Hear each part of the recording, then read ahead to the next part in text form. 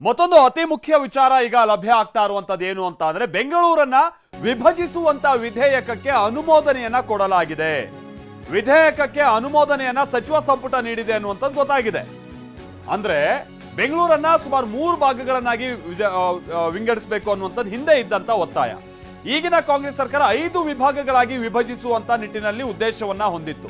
ಅದಕ್ಕಾಗಿ ಈಗೊಂದು ವಿಧೇಯಕವನ್ನ ಸಿದ್ಧಪಡಿಸಲಾಗಿದ್ದು ಗ್ರೇಟರ್ ಬೆಂಗಳೂರು ಅಥಾರಿಟಿಯ ಸಲಹೆಗೆ ಅನುಮೋದನೆಯನ್ನ ನೀಡಲಾಗಿದೆ. ಇದನ್ನ ಸಹಜವಾಗಿ ವಿಧಾನಸಭೆಯಲ್ಲಿ ಮಂಡಿಸಿ ಅದಾದ ನಂತರದಲ್ಲಿ ಇದನ್ನ ಮುಂದಿನ ಕಾನೂನು ರೂಪವನ್ನ ಕೊಡುವಂತ ಪ್ರಕ್ರಿಯೆಗಳು ಆಗ್ತಾ ಹೋಗುತ್ತೆ. ಅದಕ್ಕೆ ಈಗ ಸರ್ಕಾರ ಸಿದ್ಧ ಆಗಿದೆ. ಮುಖ್ಯಮಂತ್ರಿಗಳು ಅಧ್ಯಕ್ಷರಾಗಿರಲಿರುವಂತ ಗ್ರೇಟರ್ ಬೆಂಗಳೂರು ಅಥಾರಿಟಿ ಈಗ ಬೆಂಗಳೂರನ್ನ 5 ಭಾಗಗಳಾಗಿ ವಿಭಜನೆ ಮಾಡುವಂತ ಒಂದು ಸಲಹೆಯನ್ನ ಕೊಟ್ಟಿತ್ತು.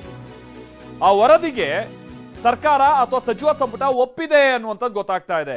ಇನ್ಫ್ಯಾಕ್ಟ್ TV9 ಈ ಗ್ರೇಟರ್ ಬೆಂಗಳೂರು ಬಗ್ಗೆ ಹಿಂದೆನೆ ಸುದ್ದಿಯನ್ನ ಬ್ರೇಕ್ ಮಾಡಿತ್ತು ಕೂಡ.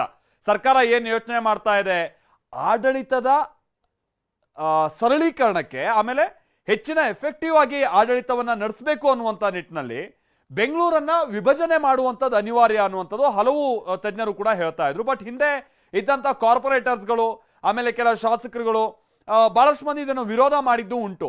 ಈಗ ಗೊತ್ತಿಲ್ಲ ಇದು ನಾಳೆ ಮಂಡನೆ ಆಗ್ತಾ ಇರುವಂತ ಸಂದರ್ಭದಲ್ಲಿ ಇದು ಯಾವ ರೀತಿಯಾಗಿ, ಅಥವಾ ಈಗ ಸದ್ಯದಲ್ಲೇ ಮಂಡನೆ ಆಗುವಂತ ಸಂದರ್ಭದಲ್ಲಿ ಯಾವ ರೀತಿಯಾಗಿ ವಿರೋಧ ಪಕ್ಷಗಳು ಇದನ್ನ ಸ್ವೀಕರಿಸುತ್ತವೆ ಅಂತ. ಪ್ರಸನ್ನ ನಮ್ಮ ಪ್ರತಿನಿಧಿ ಇದಕ್ಕೆ ಸಂಬಂಧಪಟ್ಟಂಗೆ ಮತ್ತಷ್ಟು ಡೀಟೇಲ್ಸ್ ಅನ್ನ ಕೊಡ್ತಾರೆ. ನಮ್ಮ ಜೊತೆಗೆ ನೇರ ಸಂಪರ್ಕದಲ್ಲಿ ಜಾಯಿನ್ ಆಗ್ತಾ ಇದ್ದಾರೆ. ಪ್ರಸನ್ನ, TV9 ಈ ವಿಚಾರವನ್ನ ಹಿಂದೆನೆ ಬ್ರೇಕ್ ಮಾಡಿತ್ತು ಕೂಡ.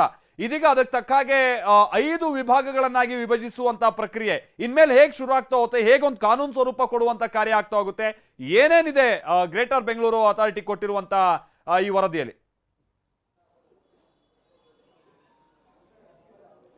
ಮಾಲ್ತೇಶ್, ಸದ್ಯ ಇದೀಗ BBMP ವ್ಯಾಪ್ತಿಯನ್ನ ಬದಲಾಯಿಸಿ ಗ್ರೇಟರ್ ಬೆಂಗಳೂರು ಅಥಾರಿಟಿಯನ್ನ ರಚನೆ ಮಾಡಬೇಕು ಅನ್ನೋ ಸಂಬಂಧ ಸರ್ಕಾರ ತಜ್ಞರ ವರದಿಯನ್ನ ಕೇಳಿತ್ತು. ಒಂದು BS ಪಾಟೀಲ್ ಅವರ ಸಮಿತಿಯನ್ನ ನೇಮಕ ಮಾಡಿ ವರದಿಯನ್ನು ಕೂಡ ಪಡೆದುಕೊಂಡು ಅದರ ಬಗ್ಗೆ ಇವತ್ತಿನ ಕ್ಯಾಬಿನೆಟ್ ಮೀಟಿಂಗ್ ನಲ್ಲಿ ಸುದೀರ್ಘವಾದಂತಹ ಚರ್ಚೆಯಾಗಿದೆ. ಈ ಒಂದು ವರದಿಯ ಪ್ರಕಾರ ಬೆಂಗಳೂರನ್ನ ಈಗ ಇರುವಂತಹ ನಿಯಮಗಳಿಂದ ಬದಲಾಗಿ BBMP ವ್ಯಾಪ್ತಿಯನ್ನ ಕೈಬಿಟ್ಟು ಹೊಸದಾಗಿ 5 ರಿಂದ 10 ಕಮಿಷನರೇಟ್ ವ್ಯಾಪ್ತಿಯನ್ನ ಮಾಡಿದ್ರೆ ಸೂಕ್ತ ಅನ್ನುವಂತಹ ರೀತಿಯ ಅಭಿಪ್ರಾಯ ವ್ಯಕ್ತವಾಗಿತ್ತು. ಈ ರೀತಿಯ ಅಭಿಪ್ರಾಯಕ್ಕೆ ಇವತ್ತಿನ ಕ್ಯಾಬಿನೆಟ್ ನಲ್ಲಿ ಅನುಮೋದನೆಯನ್ನು ಕೊಡಲಾಗಿದೆ. ಗ್ರೇಟರ್ ಬೆಂಗಳೂರು ಅಥಾರಿಟಿಯನ್ನ ಸ್ಥಾಪನೆ ಮಾಡೋದಕ್ಕೆ ಸರ್ಕಾರ ಇದೀಗ ಮುಂದಾಗಿರುವಂತದ್ದು. ಈ ವರದಿಯನ್ನ ಇವತ್ತಿನ ಕ್ಯಾಬಿನೆಟ್ ಅನುಮೋದನೆಯನ್ನ ಮಾಡಿದೆ.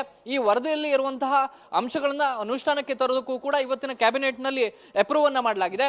ಇವತ್ತಿನ ಈ ಒಂದು ಚರ್ಚೆಗೆ ಬಂದಂತಹ ಪ್ರಕಾರ ಗ್ರೇಟರ್ ಬೆಂಗಳೂರು ಅಥಾರಿಟಿ ಸ್ಥಾಪನೆ ಆದ್ರೆ ಬೆಂಗಳೂರಿನ ವ್ಯಾಪ್ತಿಯನ್ನ ಮತ್ತಷ್ಟು ವಿಸ್ತಾರ ಮಾಡೋದಕ್ಕೆ ಅನುಕೂಲ ಆಗುತ್ತೆ.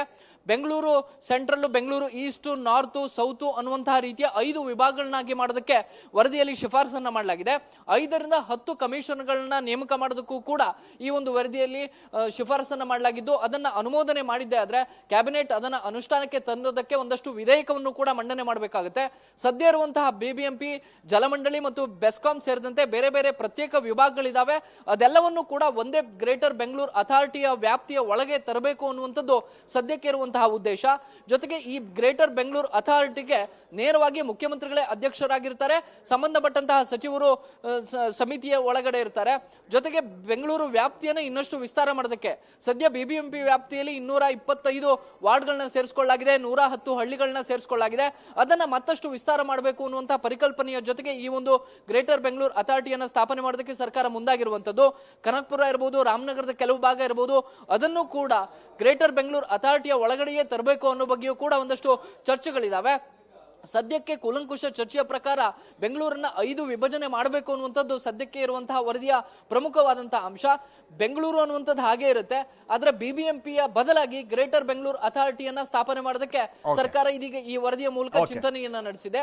ಈ ಮೂಲಕ ಬೆಂಗಳೂರಿಗೆ ಹೊಸದಾದಂತಹ ಶೇಪ್ ಅನ್ನು ಕೊಡಬೇಕು, ಹೊಸದಾದಂತಹ ರೂಪವನ್ನು ಕೊಡಬೇಕು ಅನ್ನುವಂಥದ್ದು ಸದ್ಯಕ್ಕೆ ಇರುವಂತಹ ಪ್ಲಾನ್. ಈ ಒಂದು ವರದಿಯನ್ನ ಅಕ್ಸೆಪ್ಟ್ ಮಾಡ್ಕೊಳ್ಳೋ ಮೂಲಕ ಇದಕ್ಕೆ ಸೂಕ್ತವಾದಂತಹ ಮತ್ತು ಬೇಕಾದಂತಹ ವಿಧೇಯಕವನ್ನು ಕೂಡ ಮುಂದಿನ ದಿನಗಳಲ್ಲಿ ಸರ್ಕಾರ ಮಂಡನೆ ಮಾಡಬೇಕಾಗುತ್ತೆ. Maltesh, thank you Prasanna.